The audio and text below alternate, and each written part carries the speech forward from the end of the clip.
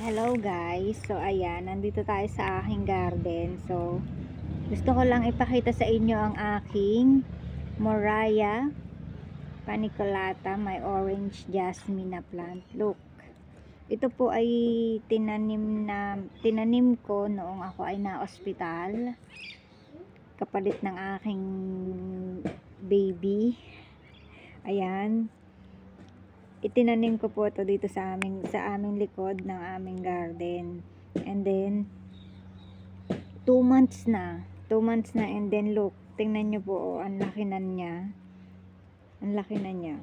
ganyan na siya. And then sabi ko, kailan ka ba bubulaklak? Kinakausap ko. Isang tips, alam nyo ba ang isang tips para gumanda at mamunga yung inyong mga halaman na tanim o yung mga gulay nyong tanim is kausapin nyo.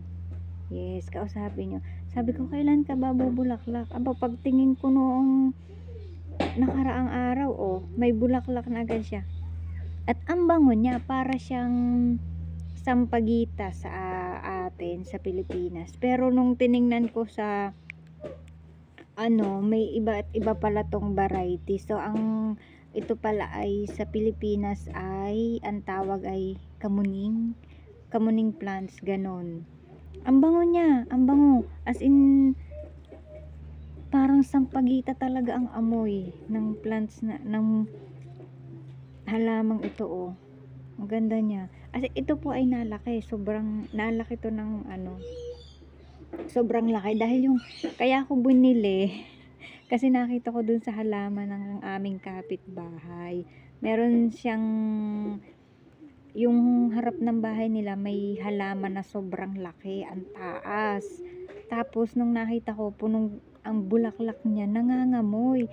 Sabi ko, tinanong ko kung anong halaman yun. Tapos sinabi niya sa akin yun. Bumili agad ako. Ayan. Ang bala ko nga, bumili pa ng isa dahil isa lang yung nabili ko.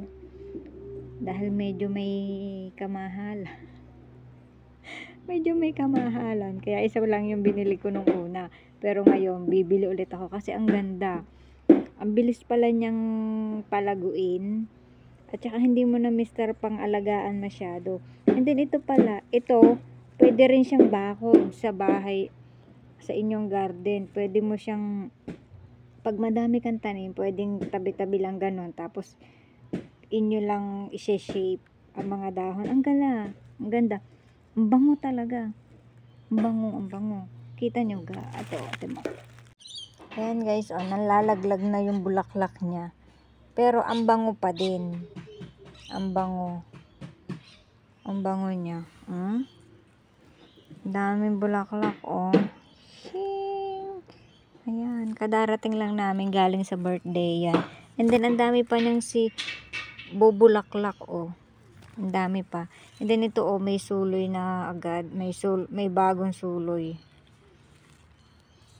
So ang gagawin ko, hindi ko alam kung pwedeng ikat. So hindi 2 months old pa lang, kaya hindi ko pa maikat. Kung pwede siyang ikat tapos itatanim ko uli. Kung saan ay ipopropagate ko. Ganon, para dumami. Ayan. Ganda niya guys, oh. Ang bango, as in ang bango dito sa likod ng bahay namin. Gawa ng halaman na to. Ito yung mga punla ko na halaman galing dun sa buto. Dun sa natuto yung bulaklak. Ayan, ito na siya. Ang dami na niyang sibol. Ayan. Kapag medyo malaki-laki na sila, pwede nyo nang ilipat. Ganon. Ito pa, oh. Nagtanim din ako dito. Nagpunla rin ako ng buto ng bulaklak. Ayan na siya. Nagsisibulan na sila, oh. Ang dami. And then ito yung tanim kong talong. Yan yung tanim kong sili. Ayan. Doon sa dulo, nagtanim din ako ng buto ng bulaklak. Kaya lang hindi pa masyado nasibol. Pero ito kasi, nauna ko tong itinanim. Ayan.